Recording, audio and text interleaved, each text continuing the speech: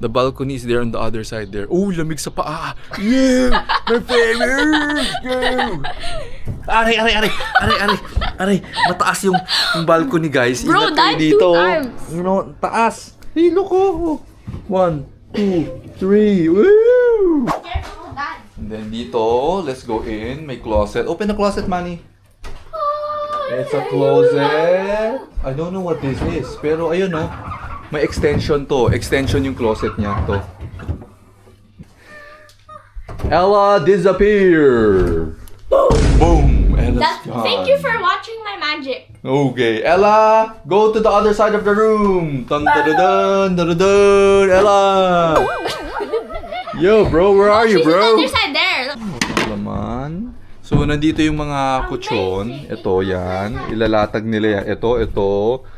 Ito, yung may parang kutsyon yun, no? Kutsyon. Itong sala and sleeping area nila. Tapos yan, you can pull down the bed. Lalatag mo yung bed mo. Flat it out down. Tapos tulog ka. Pag hindi mo sumaga, babalik mo na naman sa loob. Yun lang nga, mahirap pabalik-balik. Because the space is small. Ganun yung design niya. Oo. That's about it for our room tour. Medyo mababa lang. Hindi height ng 6-footer itong mga to. Nandyan sila sa labas right now. That's gonna be sleeping zone, girl!